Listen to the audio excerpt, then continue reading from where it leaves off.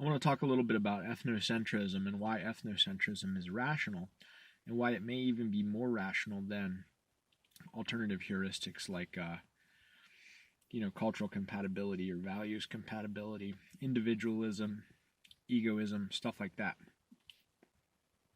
So ethnocentrism is just the demonstrated preference for your own ethnic in-group. And that's a pretty common demonstrated preference. That's a pretty damn near universal demonstrated preference. And ethnicity is really just common kinship. It's common kinship from common ancestry and a common history. And that's important because kinship makes altruism self-enforcing, evolutionarily self-enforcing. And it makes altruism an evolutionarily stable strategy. So you can do altruistic acts, for kin, and as long as the cost of those acts is less than the benefit to other instances of your own genes, then that's an evolutionarily stable strategy. It's going to cause your genes to tend to propagate and to increase in number and frequency relative to others.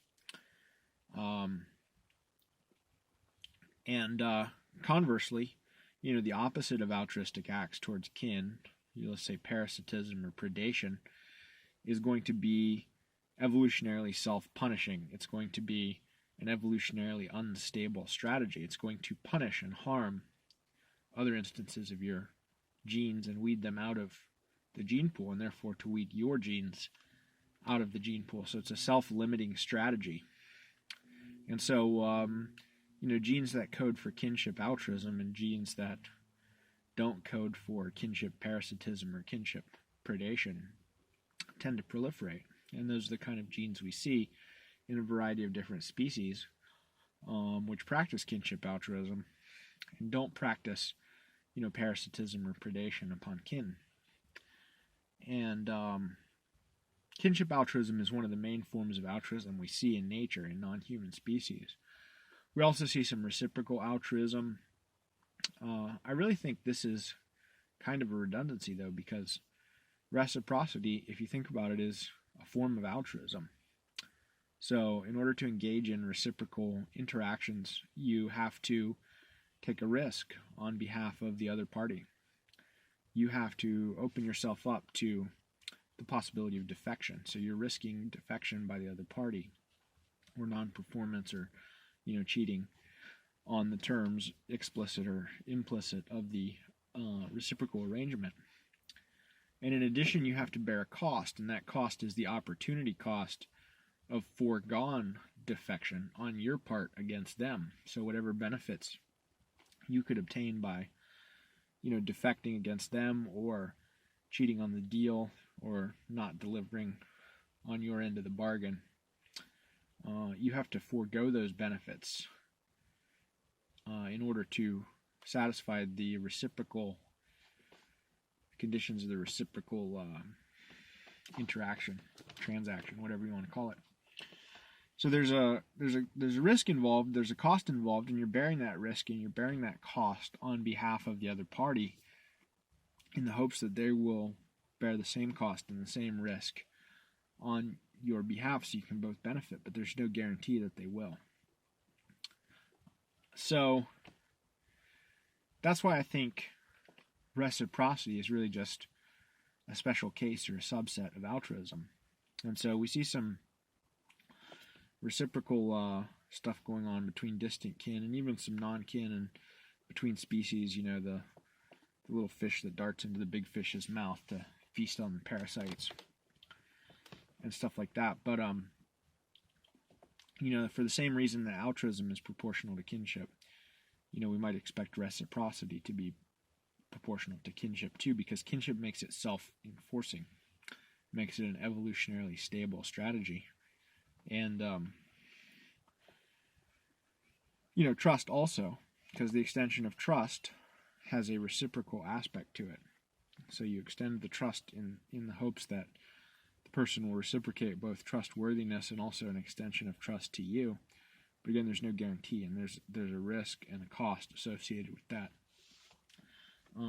which makes it another case of altruism. So trust, altruism, reciprocity, kind of all interrelated in these ways. And they're also going to be proportional to kinship. So the closer the kinship and the more common kinship that you share, the more trust and reciprocity and altruism can prevail between those individuals, and at the less cost, because we can extend those further and further, and we can extend them much further than to more distant kin than other animals can do, because we can engage in record keeping, we can engage in monitoring, accounting, enforcement, we can manufacture incentives, we can punish defectors, and we can spread information about people's reputation. And in all of these ways we can kind of technologically mediate this reciprocity.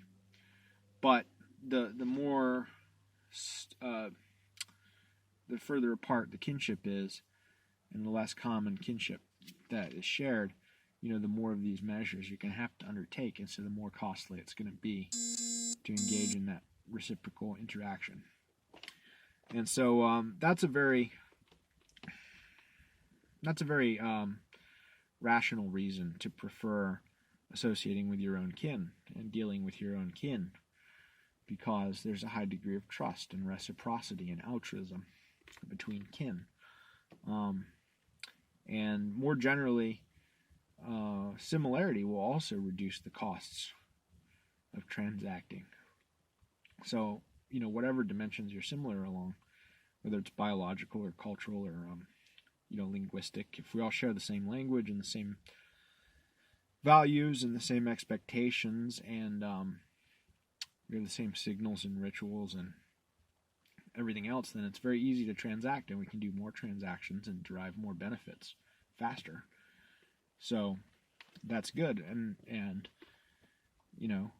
kinship is also proportional to similarity, and within your ethnic in-group you're going to be similar along all those dimensions, and so the cost of transacting will be lower, and that's a good reason to prefer interacting and transacting with your ethnic in-group or your extended kin, because you can economize on those costs, and you can capitalize on that trust and that reciprocity by staying in group. So those are all rational reasons to prefer transacting and interacting with kin preferentially over non-kin. And there's some research in this direction.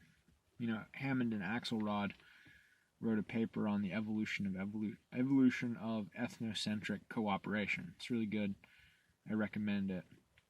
And they use agent-based modeling. They have 4 different kinds of agents in their simulation, their little game, and they're playing one-off prisoners dilemma. So there's no iteration in the game. So there's no the possibility of communicating and brokering reciprocity that way is ruled out. And they have different agents employing different strategies. So there's like an ethnocentric strategy where you cooperate with individuals who have the same marker as you, and there's egoistic, where you basically don't cooperate with anybody, and there's humanitarian, where you cooperate with everybody, and then there's traitorous, which is you cooperate with unlike individuals and defect against like individuals. And predictably, they found that the traitorous strategy did the worst, like the absolute worst. And that bodes well for our progressive problem, because that's basically their strategy. Progressives will always side with the outgroup over the in-group. And I don't know what their logic is or their rationale. Maybe they think, they can take the in-group for granted, and they're always going to have their loyalty, the reciprocity of the in-group, so they got to cater to the out-group in order to obtain that from them. But this simulation shows that that's just the absolute worst strategy. And, the humanitarian strategy, the cooperate with everybody strategy, that starts off strong when the territory is unpopulated, right? But as the territory gets more populated, the ethnocentric strategy starts to come to the fore. And these conclusions are robust across a wide range of assumptions and, parameter tweaks and everything. They changed a lot of variables and basically got the same conclusions, which is that, ethnocentric cooperation beats out other strategies in these simulations where you have these strategies competing against each other in an environment full of agents employing different strategies. And, they actually found out that it led to a really high degree of cooperation because, in this ethnocentric cooperation, you have cooperation within group. You don't have cooperation between groups, but because the groups cluster, and people do that too, they cluster with like with like in order to, like I said, capitalize on those transaction costs, or capitalize on the benefits of trust and reciprocity and economize on transaction costs. And so in these simulations, the same thing clustered, and they're not very sophisticated simulations. There's no strategizing going on. There's no communication going on. It's just, reproduction and mutation. That's it, pretty much. And the only conditions that were required to make the ethnocentric strategy competitive were you have local reproduction and local interaction. So, where the parent is, that's where the offspring come out.